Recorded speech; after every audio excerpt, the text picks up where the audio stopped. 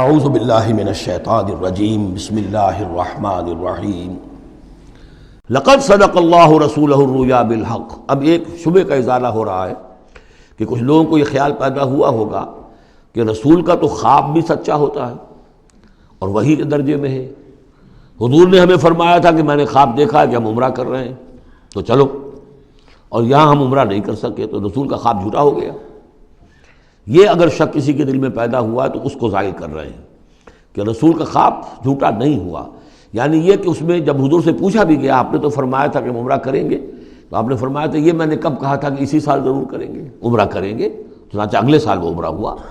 سن 7 میں اسے عمرہ قضا کہتے ہیں، جو صلح حدیبیہ میں طے ہو گیا تھا کہ اگلے سال آپ آئیے عمرہ کیجئے، تو عمرہ قضا جو ہے یہ عمرہ چونکہ رہ گیا تھا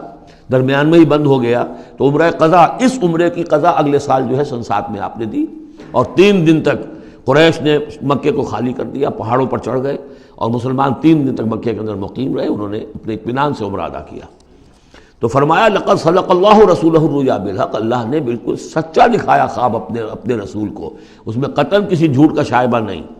لَتَدْخُلُنَّ الْمَسْجِدَ الْحَرَامَ إِنْ شَاءَ اللَّهُ آمِنِينَ مُحَلِّقِينَ رُؤُوسَكُمْ وَمُقَصِّرِينَ لَا تَخَافُونَ، تم اے مسلمانوں لازماً داخل ہوگے مسجد حرام میں انشاءاللہ پورے امن کے ساتھ،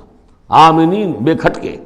محلقین رؤوسکم و مقصرین، اپنے سروں کو حلق بھی کراؤ گے اور قصر بھی کراؤ گے۔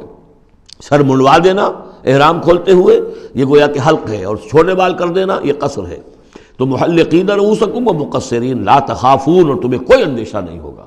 یعنی جو ہو گیا اگلے سال کہ بالکل مکہ خالی، کوئی اندیشہ نہیں، کوئی مڈ بھیڑ نہیں، کسی طرف سے کوئی تانا نہیں، کوئی بری بات بھی سننے میں نہیں آئی، اور وہ سب لوگ جو ہیں وہ رہے اپنے پہاڑوں کے اوپر۔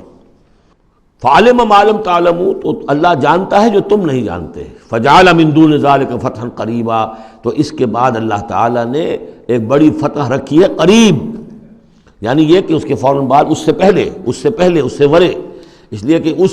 عمرہ قضا سے پہلے فتح خیبر ہوئی ہے، اور بہت جو مغانم کا تذکرہ ہو رہا ہے اس میں جو غنیمت آئی ہے بہت نمایاں، وہ غزوہ خیبر کی ہے۔ ایک تو یہ کہ یہودیوں کا گڑھ تھا، بہت مالدار تھے، پھر یہاں سے جو گئے تھے 2 قبیلے نکل کر گئے تھے، وہ بھی اکثر ان میں سے وہیں آباد ہو گئے تھے، تو وہ ان کی بڑی جمعیت تھی وہاں پر، اور یہودی ویسے مالدار ہوتے ہیں، تو وہاں پہ جو غنیمت ملی ہے مسلمانوں کو اس کے طرف اشارہ ہو رہا ہے۔ اللہ تعالیٰ نے اس سے پہلے کہ تم عمرہ قضا ادا کرو اور جب تم داخل ہوگے مسجد حرام، اس سے پہلے جو ہے اللہ تعالیٰ تمہیں فتح دے گا، نصیب کرے گا۔ اب وہ آیت آ گئی، هو الذی ارسل رسولہ بالہدی ودین الحق لیظہرہ علی الدین کلہ، یعنی یہ جو سلسلہ اب جا رہا ہے، صراط مستقیم، سیدھا راستہ کس منزل کی طرف جا رہا ہے؟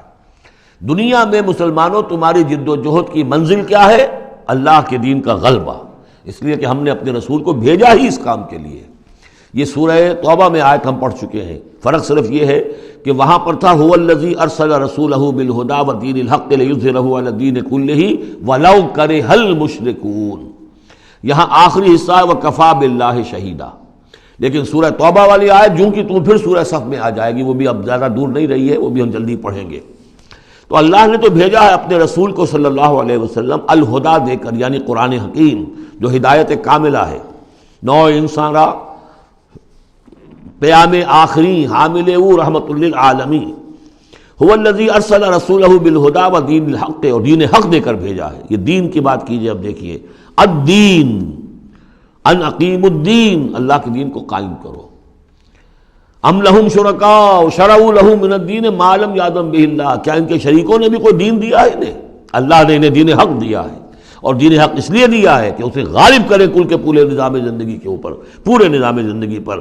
وہی ہے جس نے بھیجا ہے اپنے رسول کو صلی اللہ علیہ وسلم بالہدا، ہدایت دے کر، قرآن دے کر، ودین الحق، اور سچا دین، حق دین، عادلانہ نظام زندگی دے کر، لیظہرہ علی الدین کلہ، تاکہ وہ غالب کریں اسے کل کے کل نظام زندگی پر، وکفی باللہ شہیدا، اور کافی ہے اللہ مدد کے لیے۔ عام طور پر ترجمہ یہاں پر گواہ کا کیا گیا ہے، آپ نے دیکھا ہوگا، لیکن یہاں اس لفظ شہید کا مطلب جو مدد کے ہے۔ اس کے لیے یہ کہ نوٹ کیجئے جو سورہ بقرہ کے 30 رکوع میں آیا تھا، فَإِن كُنتُمْ فِي رَيْبٍ مِّمَّا نَزَّلْنَا عَلَىٰ عَبْدِنَا فَأْتُوا بِسُورَةٍ مِّن مِّثْلِهِ وَادْعُوا شُهَدَاءَكُم مِّن دُونِ اللَّهِ إِن كُنتُمْ صَادِقِينَ، بلا لو اپنے مددگاروں کو اللہ کے سوا اگر تم سچے ہو۔ تو چونکہ اصل میں شہیدہ کے معنی تو ہے حاضر ہونا، شہیدہ یشہد، کسی کی موجودگی اور حاضری، جو موجود ہوتا ہے وقوع پر وہی صحیح گواہی دینے کا اہل ہے، اس لیے اس کے معنی گواہی کے پیدا ہو گئے، اور جو موجود ہو وہی آپ کی مدد بھی کر سکتا ہے، اس لیے اس کے معنی مددگار کے بھی ہیں۔ آپ کا کوئی دوست ہے، بڑا آپ کا بہی خواہ ہے، لیکن جب آپ پر کوئی ستم ہو رہا تھا، ظلم ہو رہا تھا، زیادتی ہو رہی تھی، وہ موجود ہی نہیں تھا بیچارہ، وہ کیا کرے گا؟ آپ کی مدد نہیں کر سکتا۔ تو مددگار بھی معنی ہے لفظ شہید کے۔ وَكَفَى بِاللَّهِ شَهِيدًا، اللہ کافی ہے مددگار کی حیثیت سے۔ صدق اللہ العظیم۔